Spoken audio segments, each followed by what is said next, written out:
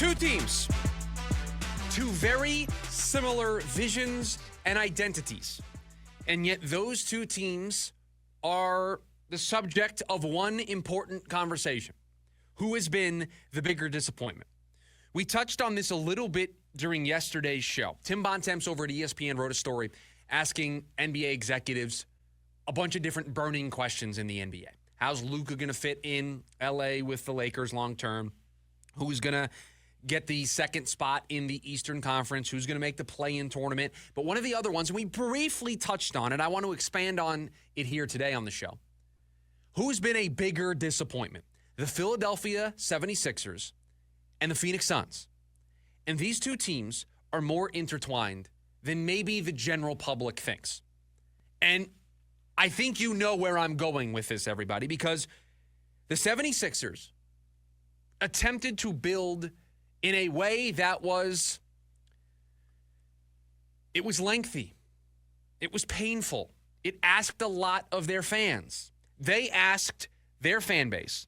They asked the Philadelphia sports community. And let's face it, Philadelphia sports fans are not patient. They don't want to wait. Phillies, Eagles, 76ers, Flyers, they want to see results there in Philly. They will light up the phone lines in Philadelphia sports radio the moment they think a coach, a player, a GM needs to get out of there because they are not seeing the immediate results. Philadelphia asked that fan base, that energetic, loud, emotional, reactionary fan base, to trust the process. We're going to be bad for a really long time. We're going to stink for a couple of years. We're going to pick towards the top of the draft. But we're going to get Joel Embiid, and we're going to draft Ben Simmons, and it's all going to be worth it because we are going to have sustained success in the Eastern Conference, and we're going to win a championship. This pain will be worth it once we can see this through. And when you're down and you think it's not working and you think that it was a mistake, remind yourself, trust the process. That's what Philly tried to do. We saw a similar version of that here in Phoenix. What did Phoenix do? They followed the timeline. Couldn't take trust the process. That was trademark. That was being used by Philadelphia. So they had their own version of it. That version, follow the timeline. We've got Devin Booker. This is going to be painful for a little bit. We're going to add Mikal Bridges. We're going to draft Josh Jackson.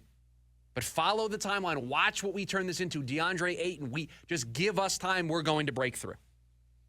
Two teams, two similar visions, two different slogans, but two teams that bet their entire future on building things within, building things with draft picks, building things through being bad, being in the lottery, picking towards the top, and getting young players under team control and building that way. And it didn't work. It didn't work for both of those teams. So what did they do? Both teams pivoted, and both teams pivoted in a similar way. In Philadelphia, first it was James Harden, then it was Paul George. For Phoenix, first it was Chris Paul, then it was Kevin Durant and Bradley Beal. So at first, they followed the timeline, trusted the process, draft picks, young players, development. That's the route we're going to take. It's going to be painful, it's going to be long, but it's going to be worth it on the other side. Wasn't worth it. Neither team could win a championship. Then they went a different direction. They went veterans, veteran stars, Chris Paul, Kevin Durant, Bradley Beal, James Harden, Paul George. And look at where both teams are right now. Joel Embiid might be done for the year in Philadelphia. So who is the bigger disappointment between the Philadelphia 76ers and the Phoenix Suns? Any other year, any other season, a team that is going to pay over $450 million in salary and taxes, that is right now out of the play-in tournament picture, would be considered the biggest disappointment. They would have the crown all to themselves. Yet this year, the 76ers would like a word. They don't want to be forgotten in all of this because they added Paul George. They signed him to that deal because they thought that that was the missing piece. They thought that that was going to be the thing that took them over the top. Where do they sit right now? They are 20-37, not in the playoff picture. Now, they've got some nice pieces. Tyrese Maxey is a nice piece. Joel Embiid, when he's healthy, is a nice piece. But Paul George, it has not worked out the way that they wanted it to. So who is the bigger disappointment? To me, it's pretty easy. It's the team that's going to spend over $450 million, or close to that amount, in salaries and taxes. Philadelphia is not spending that much money. Philadelphia didn't go into the second apron and limit everything that they did. Philadelphia is not on their third coach in 3 years. Philadelphia didn't get to 2 wins away from the NBA Finals and has watched it slowly spiral downward. Philadelphia has not had the health of their star players the way Phoenix has had the health of Kevin Durant and Devin Booker this year. Joel Embiid's missed time left and right. They're thinking about shutting him down for the year. Hasn't been healthy. The expectations between the two teams, I think, was a little different.